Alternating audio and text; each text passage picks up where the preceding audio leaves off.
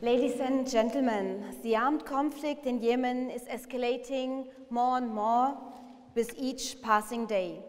For 3 weeks, airstrikes have been carried out there by the Saudi-led military coalition. In other words, Yemen is, beside the civil war, in a state of international war. In a statement from March 27, UNESCO Director General Irina Bokova urged all parties involved in military operation to preserve the Yemeni culture heritage. But how to protect culture heritage in Yemen? Al-Qaeda, Houthi rebels, growing Islamization and increasing radicalism, a failed state, a threat to the West, these are the headlines we meet when reading about Yemen today. The protection of cultural heritage in Yemen is getting more and more difficult, if not even impossible. Also, the German Archäologisches Institute, with its branch in Sanaa since 1978, conducted field research the last time in spring 2011, whereas other projects like capacity building measures for the general organization of antiquities and museum, shortly called GOHAM, had to be stopped in Yemen end of 2013. Yemen, the ancient South Arabia, the land of the Queen of Sheba and the former Arabia Felix, Happy Arabia, is among the oldest and most multifaceted cultural landscape on the Arabian Peninsula. Its heritage looks back upon millennia of years. Yet, in view of the political unrest there today, this heritage is being forgotten more and more. Nevertheless, in addition to human suffering, insecurity, and loss in community life, this crisis encroaches upon the cultural heritage of Yemen as well, which until now was used in national dialogue and in the self-identifying representation of the state. However, the lack of or no longer effective mechanism of state control in the different Yemeni provinces have meanwhile led to the increasing destruction of its cultural heritage. This destruction has occurred through illicit diggings, plunder, unauthorized construction projects, and growing illegal trade in antiquities. For example, this is reflected by an enormous increasing number of South Arabian antiquities offered in auction houses. In order to pursue illegal trade in cultural goods, the German Archäologisches Institute is in close contact with the Yemeni antiquity authorities and the German Federal Criminal Police Office.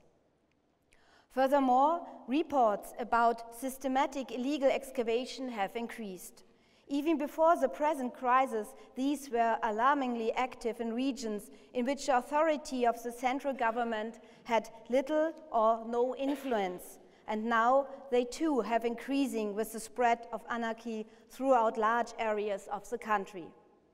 Nevertheless, so far, and let us hope that it will remain so, there is no indication of fanatical, religious motivated destruction of culture, artistic work like we saw before in the panel in Syria or in Iraq. This, I quote, attacked on the history, eradication of culture by religious fanatics will hopefully not become a future model for Yemen. The cultural roots of Yemen are seen still as starting not in the Islamic past only, but even earlier in pre-Islamic times. Whether the Queen of Sheba, the Great Dam of Marib, or the rulers of Himyar Empire in the Yemeni highlands who knew to unite the country and spread their authority over almost all of present-day Yemen. During our many excavations, we never experienced rejections or refusals. Quite the opposite. We met with much interest and tolerance, even marvel. Nonetheless, the cultural heritage of Yemen, and with this I mean the pre-Islamic as well as Islamic legacy, is very threatened and stands in acute danger. The Yemeni antiquity authorities and also the general organization of the preservation of historical cities, which is unfortunately not represented today by Dr. Nagi Thowabeh, Also the Goam and Gofsi, which aside from its main offices in Sanaa have branches in all of the provinces, is responsible, among other duties, for pursuing and obstructing these illegal activities, to protect and preserve the culture heritage, and to impose counteractions. Imperative for the successful operation of these measures is the systematic recording and documentation following international guidelines of archaeological sites and archaeological material in collection and museums, as well as objects retrieved from illegal context. Nevertheless, only few members of the Goam office possess a founded knowledge of modern methods for documenting culture heritage. The president of Goam, Mohamed Al-Siani, is well aware of this problem and very engaged in seeking solutions. Already in 2012, a program for further education was initiated by the German Archaeological Institute in Sanaa. Due to unstable conditions in Yemen, however, this undertaking had to be prematurely discontinued.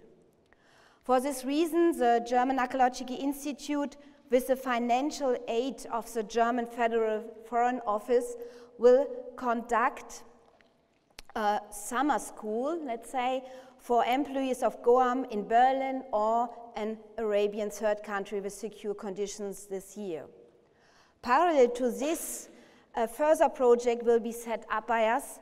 The most important international guidelines and measures for handling culture material whose documentation and digital archiving will be published online and in the print version in Arabic in a form of an advisory, a handbook of best practices in handling with culture heritage. Basically, Goam is well structured and, as far as personnel is concerned, well thought out.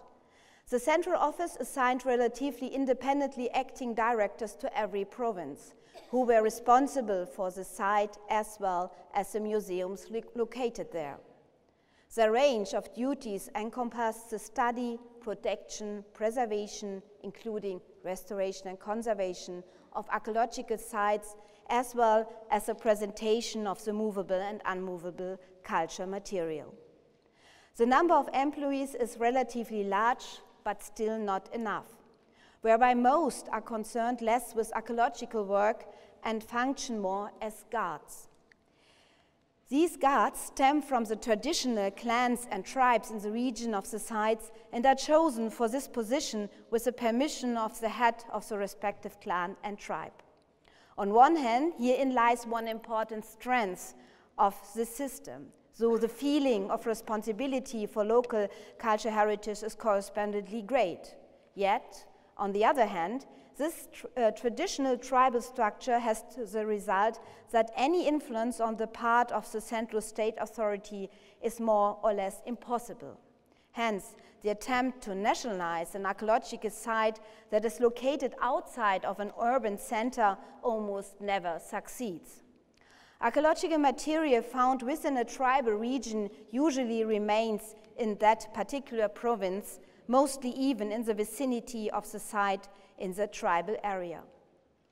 An example is the Sabaean city of Sawar, province of Maghreb, where one storage serves for keeping all finds of the area and is guarded by tribal members. And still it's intact, as I heard yesterday. The transference of the finds from this facility to the province capital Marib, located a mere 40 kilometers away, is as unthinkable as sending a few of the finds to the National Museum in Sanaa. For this reason, most provinces disposed over at least one central provincial museum as well as numerous side museums.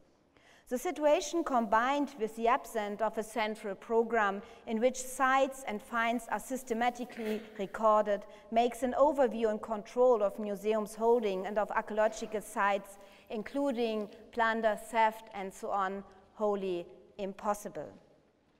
Essential now is the creation of a specific education courses and advanced projects, as well as technical support for facilities in order to implement a data recording system that is as comprehensive as possible including digital photographic documentation, if possible 3D, in order to document existing cultural heritage and to identify objects in art trade and also possible looted goods.